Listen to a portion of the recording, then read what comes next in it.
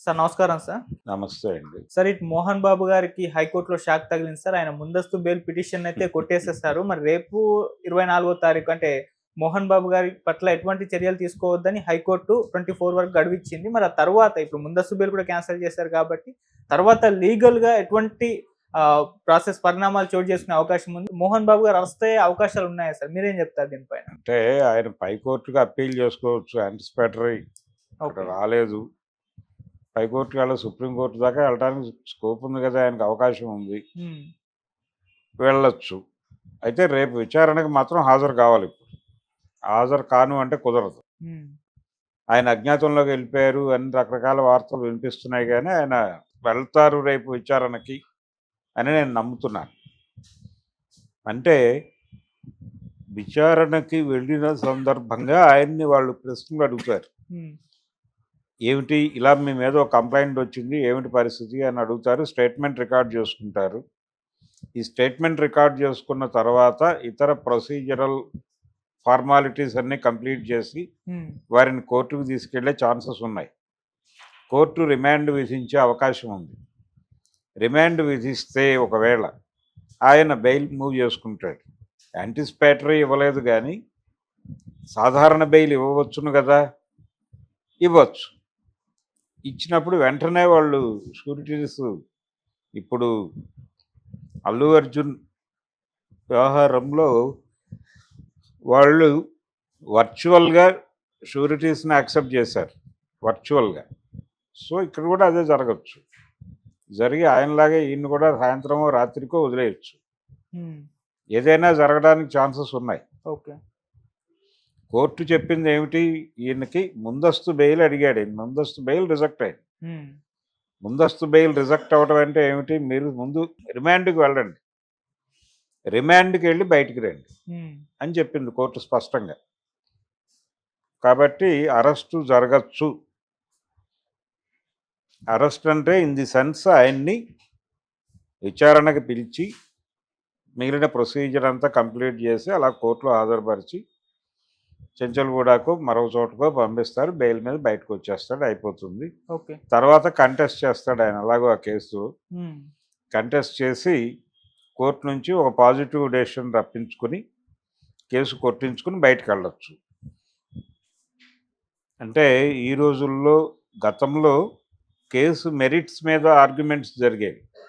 ఇప్పుడు case merits మీద కంటే కూడా మేనేజ్మెంట్ మీద జరుగుతున్నాయి. హ్మ్. మేనేజ్మెంట్ అంటే విట్నెసెస్ని మేనేజ్ చేసుకోవటం, ఈ వ్యవహారాలన్నీ ఇలా జరిగి ఇది ఎప్పటికో తేలుతుంది కోర్టులో. అంత ఈజీగా రేపేలుండుల్లో సినిమాల్లో చూపించినట్టు ఒకే షెడ్యూల్లో కంప్లీట్ అవ్వదు. ఓకే. అది కొంతకాలం కేసు నడుస్తుంది, అది ఒక ప్రాబ్లం అవుతుంది. అంటే రెగ్యులర్గా వాయిదాలకు హాజరు కావాల్సిన ఒక సమస్య ఉండొచ్చు. హ్మ్. హాజరు కాకపోతే వాడు ఎన్బిడబ్ల్యూ ఇష్యూ చేస్తాడు. ఓకే. నాన్ బెయిలబుల్ వారెంట్ అంటారు. హ్మ్.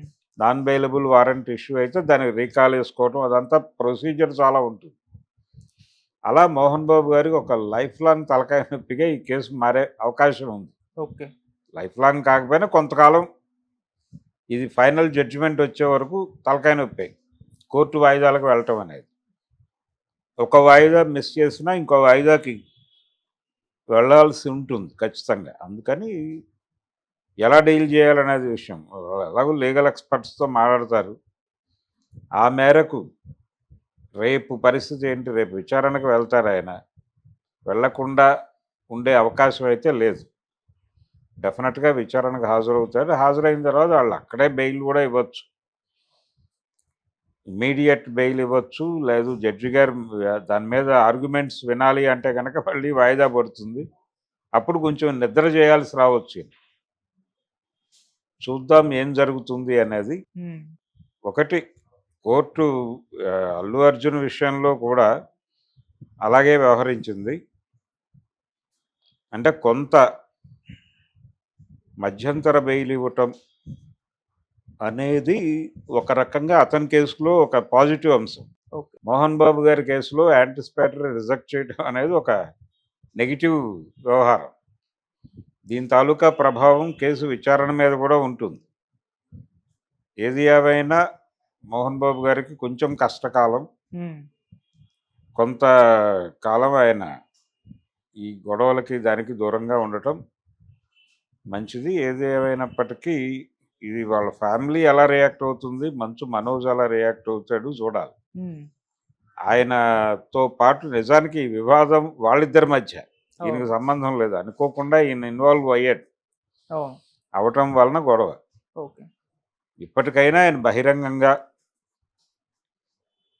ఒక విల్లేదో రాశానని చెప్తున్నాడు ఆయన. ఆ విల్ ఏమిటి అనేది ప్రపంచానికి చెప్పి ఉమ్, వీళ్ళ సమస్యలను ఇలా పరిష్కరించేస్తామని పెద్ద మనుషుల మధ్యలో కూర్చోబెట్టి సెటిల్ చేసేస్తే గొడవ అయిపోతుంది. ఇది ప్రభుత్వం వర్సెస్ మోహన్ బాబు కాదు. ఓకే. మోహన్ బాబు గారిని కూడా ప్రభుత్వం వేధిస్తోంది అన్న టోన్లో మాట్లాడేస్తున్నారు, కానీ ఉమ్, ఇది వాళ్ళ ఇంటర్నల్ గొడవ. ఓకే. ఇంటర్నల్ గొడవ. ఏమన్నా పొలిటికల్ గొడవ ఉంటే ఏపీ రాజకీయాలతో ఆ ఫ్యామిలీకి ప్రాబ్లం ఉంది. అంటే వాళ్ళు భిన్నమైనటువంటి రాజకీయ అభిప్రాయాలు కాదు, ఒకే పద్ధతిలో ఉన్నారు. వీళ్ళు ప్రస్తుతం తెలుగుదేశం పార్టీ, అంటే వాళ్ళ సిస్టరు తెలుగుదేశంలో ఉంది, వీళ్ళు జనసేన తెలుగుదేశమా అనే ఒక కన్ఫ్యూజన్లో ఉన్నారు. అయితే వీళ్ళని హ్యాండిల్ చేయడానికి ఆ పార్టీలు సిద్ధంగా లేవు. వీళ్ళని హ్యాండిల్ చేయటం అంటే ఆ పంచాయతీని కూడా హ్యాండిల్ చేయటం, కాబట్టి వాళ్ళు కొంత దూరంగా ఉంటున్నారు. ఈ కండిషన్లో మోహన్ బాబు గారు లోపలికి వెళ్ళాల్సి రావడం అనేది ఎలా పరిణమిస్తుంది అనేది చూడాలి. ఉమ్, లక్కీగా ఆయనకి రేపు విచారణలో సందర్భంగా ఇన్ కేస్ కోర్టుకు తీసుకెళ్తే బెయిల్ వెంటనే మంజూరయ్యి వెంటనే జామీందారులను పెట్టేసుకుని ఇమీడియట్గా బయటకు వచ్చేస్తారేమో చూద్దాం. Thank you so much sir. Thank you.